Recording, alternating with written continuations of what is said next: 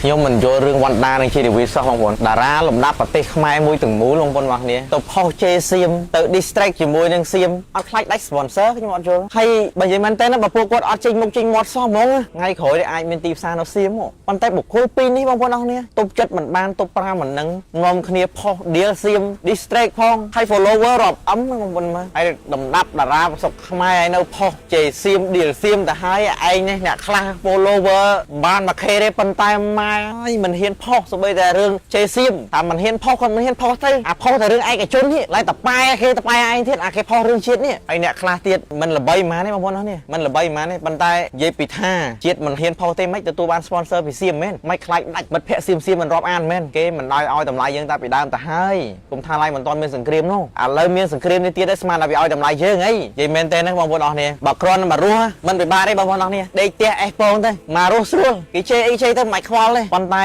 បើសិនជាថ្ងៃណាមួយដែលគេសួរថាអ្នកឯងបានធ្វើអីខ្លះដើម្បីជាតិទេកុំនិយាយថាអូបើសង្គ្រាមលោកខ្ញុំហត់ណាស់ខ្ញុំប្រឹងរកស៊ីចិញ្ចឹមកូនចិញ្ចឹមចៅម៉ាញ៉ាពាក្យអញ្ចឹងចើបត់កណាយីមែនណាហើយកុំសួរគេណាកុំសួរថាមិនហើយស្រុកទេសយើងគេជប់បាញ់នៅ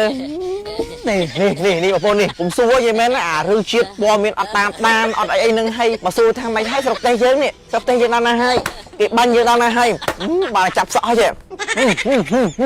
បានចេះទេអត់មានតាមដានរឿងសង្គមជាតិអីទេមករឿងបើសួរស្រុកទេសយើងកើតអីហ្នឹងអត់ដៅចិត្តទេខ្ញុំមិនកុំឲ្យលឺខ្ញុំលឺសោះអាពាក្យអញ្ចឹងហើយជាចុងក្រោយវីដេអូនេះខ្ញុំអរគុណមែនទែនដល់បងប្អូនបរិយាកងទ័ពផងយើងនៅតែបន្តឈរជើងយ៉ាងរឹងមាំនៅតែបន្ត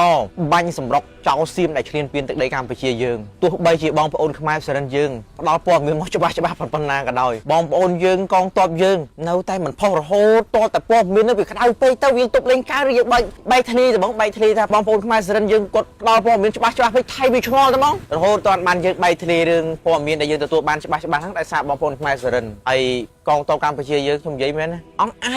ចមែនទេខ្ញុំមិនចាំស៊ីស្អី hamburger អាចគោយទេស៊ីតែបុកបាញ់ឯងងាប់ព្រាតជក់តែបរិយមកដើមបាញ់ឯងផ្សាយព្រាតជាវីរៈភាពនៃកងទ័ពកម្ពុជាយើងកម្ពុជាតូចតែបាត់ពិសោធន៍សង្គ្រាមធ្វើឲ្យសៀមវាខ្លាយរអាមែនទែនបងប្អូនអរនេះហើយវីដេអូនេះគាត់ថាខ្ញុំចង់និយាយតាក់ទិនជាមួយនឹងរឿងពីនេះពីនោះបងប្អូនអរនេះស្បុកស្មាញពេកនិយាយឲ្យធូរចិត្តតិចទៅនិយាយមិនចំស្អីទេឥឡូវនិយាយរឿងអ្នកដែលអត់ខ្វល់ពីជាតិផងនិយាយរឿងតារាស្រុកខ្មែរផងឥឡូវមកធ្លាយនឹងកងតបណាទៀតទេដូចមួយរយៈនេះរឿងហត់ពេកទៅរឿងវល់ហ្នឹងបងប្អូនហត់មានរាល់អញ្ចឹងនិយាយទៅពីប៉ុណ្្នឹងបងប្អូនអរគុណច្រើនបងប្អូនគីណាល់គឺ